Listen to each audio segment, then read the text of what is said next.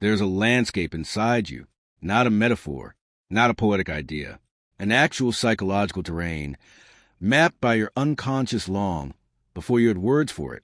It determines how you move through the world, what you seek, what you flee from, and what kind of life your deepest self believes it deserves. Carl Jung spent 40 years studying the inner architecture of human beings, and one of the things he discovered, quietly without announcement, is that the natural world is not separate from the psyche. It is a mirror of it. The landscapes we feel drawn to are not aesthetic preferences.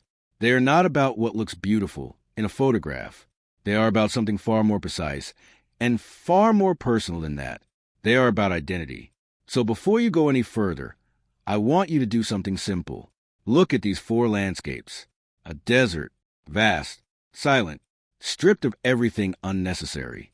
An ocean, deep, moving, boundless, and indifferent to what you bring to it. A forest, layered, slow, alive with things that grow in shadow and take their time. A mountain, towering, clear, exposed at the summit, with the world arranged small and distant below. Do not choose the most beautiful one. Do not choose the one that sounds most impressive. Do not choose the one you think you should want. Feel which one calls something in you. The one that, before any reasoning arrives, makes something in your chest say, yes, that one. Hold it, because what you just chose is not a preference. It is a map, and the territory it describes is you. Jung wrote something most people read once, and immediately set aside, because it is too precise to sit comfortably with. He wrote, "The privilege of a lifetime is to become who you truly are, not who you were shaped to be, not who the world found most useful, not who survived the early years most effectively, who you truly are." And the reason most people never arrive there is not laziness. It is something quieter, more specific. It is that the true self speaks in the language of feeling, of image, of instinct. And the modern world has trained us systematically to distrust all 3. The landscape you chose just now was spoken by that deeper language, before logic, before performance, before the part of you that calculates how you will appear. That makes it one of the most honest things you have revealed about yourself today. If the landscape that called you is a desert, I want you to understand something before anything else. You are not empty. You are not dry. You are not someone who has lost feeling. You are someone who has learned through experience, and usually through difficulty, that most of what the world calls necessary is not. That beneath the noise, beneath the obligations, beneath the carefully maintained appearances of ordinary life, there is something that does not need any of it. And you are trying to find that something. Jung called this stripping the ego down to its foundation, removing everything added from the outside until only what is genuinely interior remains. This is not a comfortable process. The desert is not a comfortable landscape. It offers no shelter that wasn't already there. It provides no comfort that wasn't already inside you. It asks you to survive on what is real and to discover, in that survival, what you are actually made of.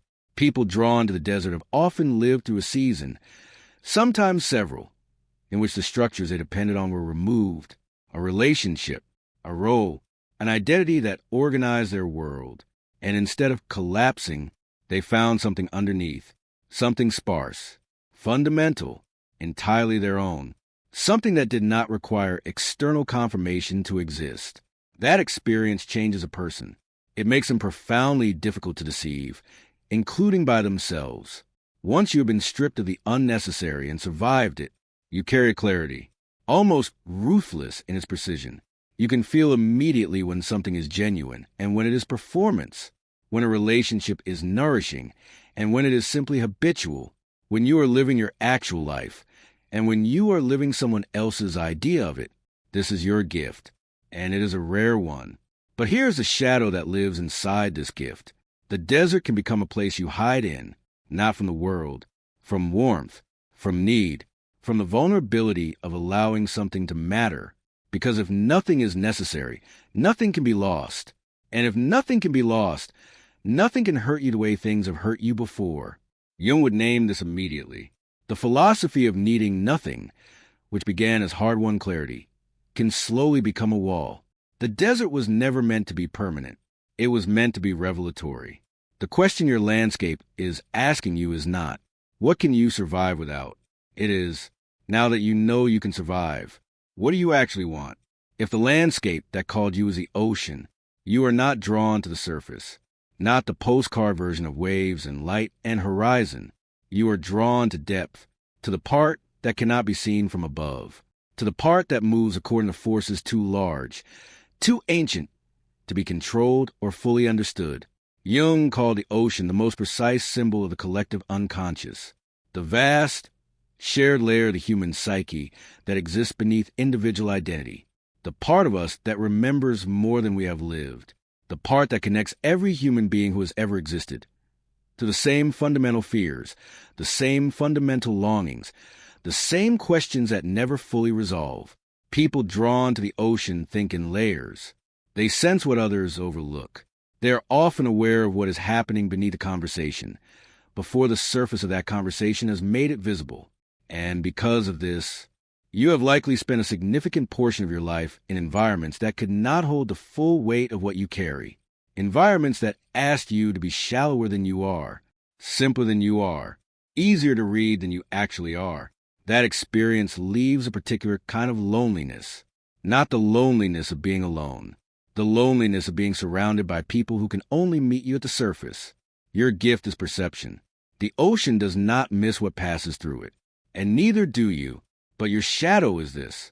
When you absorb too much of what surrounds you, other people's pain, other people's emotional weather, the unspoken tension in every room you enter, it becomes impossible to locate where you end, and the world begins. You carry things that were never yours to carry. Jung's understanding of the ocean was never that depth was a burden. It was that depth, unprotected, becomes exhaustion. The ocean has boundaries too, not visible ones, not walls, but a distinct edge where it ends and the land begins. Your landscape is not asking you to become shallower. It is asking you to learn where your shore is. If the landscape that called you is a forest, I want you to understand the specific kind of courage it takes to choose this one, because the forest is not dramatic. It does not offer the vast clarity of the desert. It does not offer the boundless depth of the ocean. It does not rise above everything the way the mountain does. It simply grows, quietly, in its own time, in its own direction. Jung called the process of becoming your fullest self individuation. And if he had chosen a single landscape to represent that process, it would have been the forest, because individuation is not fast. It is not dramatic. It does not arrive in a single moment of transformation. It is a slow, layered, patient process of becoming, in which the roots grow deeper before anything becomes visible above the surface, in which the path is not always clear, in which you must trust your own direction.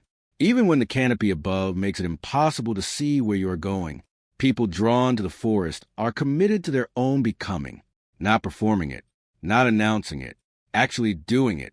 What you build from the root. What you become completely. But your shadow is this. The forest can become a place to disappear.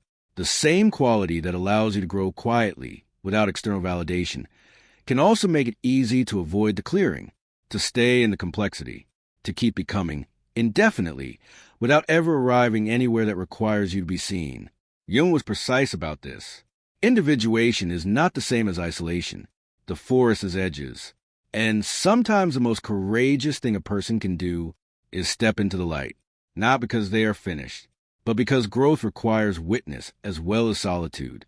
Your landscape is not asking you to rush. It is asking you to trust that you are far enough along to be visible. If the landscape that called you is a mountain, then I want to say something that most people who choose this one have never been told directly. You are tired, not weak, not broken, not finished, tired, because the mountain is a landscape of someone who has climbed for a long time, often alone, and who has reached a point high enough to see a great deal, but cold enough and exposed enough that the view has begun to feel less like reward and more like isolation. People drawn to the mountain have almost always earned the altitude they occupy. They did not simply decide to be capable. They were shaped, often by necessity, into people who rise when others settle, who move when others hesitate, who carry more than their share without complaint. Your gift is the view. From where you stand, you can see things that people at lower altitudes genuinely cannot. Patterns, trajectories, the long arc of situations that others, too close to the surface, cannot perceive. That vision is real. But here is what your landscape is trying to tell you.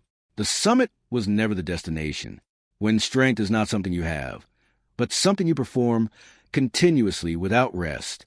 Something essential begins to starve. You have confused the climb with the life. And somewhere below the summit, in the warmth, in the mess, in the places where people are simply ordinarily human, there's a version of you that has been waiting. Not the capable version, not the composed version. Just you. Your landscape is not asking you to descend into mediocrity.